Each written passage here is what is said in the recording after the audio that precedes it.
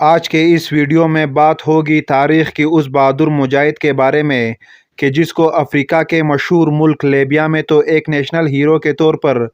دیکھا ہی جاتا ہے، بلکہ ساتھ ہی ساتھ دنیا کے دوسرے الگ الگ ملکوں میں بھی اس انسان کی بہادری کے قصے سنائے جاتے ہیں، اور آج بھی اس بہادر انسان کو بہادری کے نشان کے طور پر یاد کیا جاتا ہے۔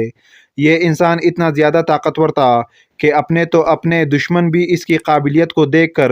اس کی تعریف کرنے پر مجبور ہو گئے تھے، اور اس کی قابلیت اور بہادری کا ہی نتیجہ تھا کہ اس کو تاریخ میں دی لائن آف ڈیزرٹ یعنی ریگستان کا شیر کا لقب دیا گیا ہے، اور آج بھی لوگ اس کو ریگستان کے شیر کے نام سے ہی یاد کرتے ہیں۔ آپ کو بتاتے چلے کہ تاریخ کا یہ بہادر مجاہد کوئی اور نہیں بلکہ لیبیا کے مشہور فریڈم فائٹر عمر مختار تھے، کہ جنہوں نے لگاتار 20 سالوں تک اٹلی کی فوج سے جنگ کی تھی۔ عمر مختار کی شہرت اور قابلیت کا اندازہ آپ لوگ اس بات سے بھی لگا سکتے ہیں کہ ہماری دنیا کی سب سے بڑی فلم انڈسٹری یعنی ہالی ووڈ نے ان کے اوپر ایک مووی بھی بنائی تھی جس میں ان کی پوری کہانی کو دکھایا گیا ہے۔ اس کے علاوہ لیبیا کے مشہور ڈکٹیٹر یعنی کرنل قذافی، جنہوں نے ایک لمبے وقت تک لیبیا پر حکومت کیا تھا، وہ بھی عمر مختار سے ہی متاثر تھے، اور وقت وقت پر اس بات کا ذکر کرتے رہتے تھے کہ ان کے سب سے بڑے ہیرو عمر مختار ہے۔ ساتھ ہی ساتھ کرنل قذافی کے لباس پر کئی بار عمر مختار کے تصویر کو بھی دیکھا گیا تھا، لیکن اب سوال یہ پیدا ہوتا ہے کہ آخر عمر مختار تھے کون، اور انہوں نے اپنی زندگی میں وہ کون سے کام کر دیے تھے کہ جس کی وجہ سے آج تک یہ نہ صرف پوری دنیا میں مشہور ہے بلکہ بہادری کے نشان کے طور پر بھی یاد کیے جاتے ہیں۔ اور آخر وہ ان کا کون سا گناہ تھا کہ جس کی وجہ سے لگ بھگ 73 سال کی ایک بڑی عمر میں سرعام یعنی لوگوں کے سامنے ان کو پھانسی پر چڑھا دیا گیا تھا۔ عمر مختار کی پیدائش 20 اگست 1858 کو لیبیا کے ایک ایسے گھرانے میں ہوئی تھی کہ جو بہت زیادہ غریب تھا، اور بہت کم عمر میں ہی عمر مختار کے سر سے اپنے والد کا سایہ بھی اٹھ گیا تھا۔ عمر مختار نے اپنی شروع کی پڑھائی اپنے علاقے کے ہی ایک مسجد سے کی تھی، اور اس طرح سے اب عمر مختار نہ صرف قرآن مجید کے مکمل حافظ بن گئے تھے بلکہ ساتھ ہی ساتھ بہت بڑے عالم دین بھی بن گئے تھے، اور ان کے علاقے میں ان کو ایک مشہور اسلامی اسکالر کے طور پر جانا جاتا تھا۔ لیکن یہ وہ دور تھا جب لیبیا سلطنت عثمانیہ کے انڈر میں آیا کرتا تھا، اور اس وقت تک سلطنت عثمانیہ بھی دھیرے دھیرے بہت زیادہ کمزور ہو چکی تھی۔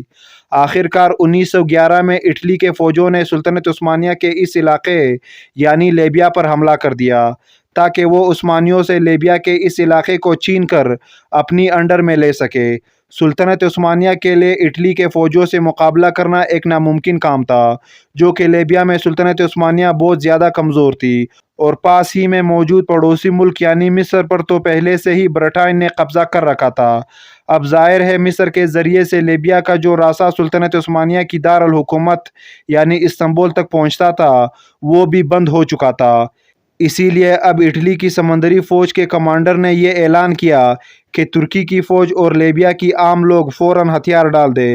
ورنہ ان کے وہ مشہور اور مین شہر جو سمندر کے علاقے پر موجود ہے ان پر بمباری کی جائے گی۔ ترکی کی فوج اور لیبیا کے عام لوگوں نے ہتھیار ڈالنے سے انکار کر دیا، جس کی وجہ سے اٹلی کی فوج نے لگاتار 3 دنوں تک ان سارے شہروں پر بمباری کی، اور آخرکار عثمانی فوج کو پیچھے ہٹنا پڑا، اور اس طرح سے اب اٹلی نے لیبیا کے علاقے پر قبضہ کر لیا۔ لیکن لیبیا کے عام لوگ اٹلی کے اس قبضے کو کسی بھی حالت میں برداشت کرنے کے لیے تیار نہیں تھے، اس لیے اب انہوں نے اٹلی کے خلاف بغاوت کر دی، اور ساتھ ہی ساتھ اس کے خلاف جنگ کرنے کا بھی اعلان کر دیا۔ اور اٹلی کے خلاف اس آزادی کی جنگ میں لیبیا والوں کے طرف سے جو سب سے بڑا چہرہ سامنے ابھر کر آیا تھا وہ تھا عمر مختار کا، وہی عمر مختار جو کہ اس سے پہلے عام استاد ہی ہوا کرتے تھے اور لوگوں کو دین اسلام کے بارے میں بتاتے رہتے تھے۔ لیبیا کے عام لوگوں نے عمر مختار کے لیڈرشپ میں اٹلی سے جنگ کرنے کا فیصلہ کر لیا تھا، لیکن ظاہر ہے لیبیا کے عام لوگ اٹلی کے طاقتور فوج کے سامنے بہت کمزور تھے۔ اسی لیے اب عمر مختار نے اسی چیز کا استعمال کیا کہ جس میں عمر مختار کو سب سے زیادہ قابل سمجھا جاتا تھا،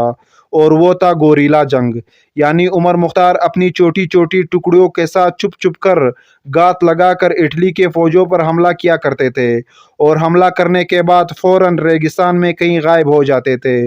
اٹلی کے طاقتور فوج لاکھ کوششوں کے باوجود بھی ان لوگوں کو نہیں ڈھونڈ پاتی تھی۔ لیبیا کے یہ عام لوگ اور عمر مختار ہمیشہ موقع دیکھ کر ہی حملہ کیا کرتے تھے۔ کبھی اٹلی کی کسی چوکی پر حملہ کرتے تو کبھی اٹلی کی بڑی فوج کی کسی چھوٹی ٹکڑی کو اکیلا دیکھ کر ختم کر دیا کرتے تھے، اور کبھی کبھی اٹلی کی بڑی فوج کی سپلائی لائن کو کاٹ دیا کرتے تھے، جس کی وجہ سے اب دھیرے دھیرے اٹلی کے فوج کو عمر مختار کی قابلیت کا اندازہ ہونا شروع ہو گیا تھا۔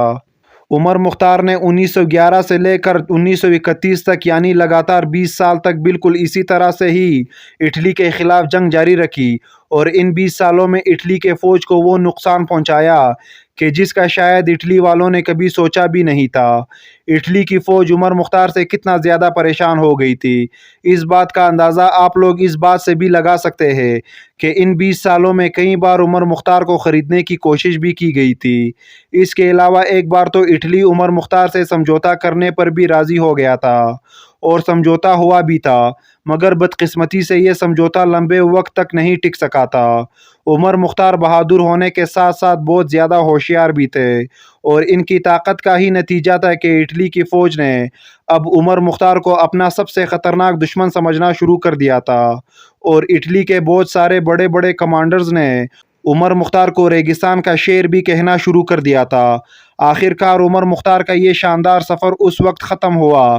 کہ جب اٹلی کی فوج ایک جنگ میں زخمی حالت میں عمر مختار کو گرفتار کرنے میں کامیاب ہو گئی تھی۔ کچھ لوگوں کا ماننا ہے کہ اٹلی کی فوج عمر مختار کو کچھ مخبروں کی مدد سے ہی پکڑنے میں کامیاب ہو پائی تھی، اور یہ وہ مخبر تھے کہ جو لیبیا کے ہی رہنے والے تھے، یعنی ان کو ہم آسان لفظوں میں غدار کہہ سکتے ہیں۔ فی الحال گرفتاری کے بعد اٹلی کے فوج اب عمر مختار کو اپنے کمانڈر کے سامنے لے گئے۔ کمانڈر نے جب عمر مختار کی بزرگی اور بڑھاپے کو دیکھا تو ان سے کہا کہ میں چاہتا ہوں کہ میں تم کو ایسے ہی چھوڑ دوں، لیکن تم مجھ سے وعدہ کرو کہ تم میرے خلاف کبھی بھی جنگ نہیں کرو گے، اور لیبیا کے دوسرے لوگوں کو بھی اٹلی کے خلاف جنگ کرنے سے روکو گے۔ اس پر عمر مختار نے یہ جواب دیا کہ میں تم لوگوں سے اس وقت تک جنگ کرتا رہوں گا کہ جب تک تم لوگوں کو اپنے ملک سے باہر نہ نکال دوں یا پھر خود شہید نہ ہو جاؤں۔ اس کے بعد بوڑھے عمر مختار کو زنجیروں سے جکڑ دیا گیا اور ان کے پیروں میں بیڑیاں ڈال دی گئی۔ ان کے اوپر ظلم و ستم کرنے والے اٹلی کے سپاہی بعد میں یہ بتاتے ہیں کہ جب کبھی بھی ان کے اوپر ظلم و ستم کیا جاتا تھا اور ان کی زبان کھولنے کی کوشش کی جاتی تھی تو وہ اس وقت آنکھوں میں آنکھیں ڈال کر قرآن مجید کی تلاوت کرتے رہتے تھے۔ آخر کار جب اٹلی کی فوج ان کا منہ کھلوانے میں کامیاب نہ ہو سکی تو ان کے اوپر ایک ایسی عدالت میں مقدمہ چلایا گیا کہ جو عدالت اٹلی نے ہی قائم کی تھی، اور اس عدالت نے عمر مختار کو پھانسی کی سزا سنائی، اور آخر کار 16 ستمبر 1931 کو 73 سال کی عمر میں اس بزرگ انسان کو لوگوں کے سامنے پھانسی پر چڑھا دیا گیا، جو کہ عدالت کی طرف سے یہ حکم دیا گیا تھا کہ عمر مختار کو پوری دنیا کے سامنے پھانسی دی جائے تاکہ کوئی بھی انسان اور خاص طور سے ان کے خود کے پیروکار ہم لوگوں کے خلاف جنگ کرنے سے باز آ سکے۔ آج کے دور میں لیبیا ملک کے کچھ نوٹوں پر عمر مختار کی تصویریں کو بھی لگایا گیا ہے، جو کہ ظاہر ہے وہ لیبیا کے نیشنل ہیرو ہے۔ اس کے علاوہ ہالی ووڈ فلم انڈسٹری نے ان کے اوپر جو مووی بنائی تھی اس کا نام دی لائن آف ڈیزرٹ ہے، جس کا مطلب ہوتا ہے ریگستان کا شیر۔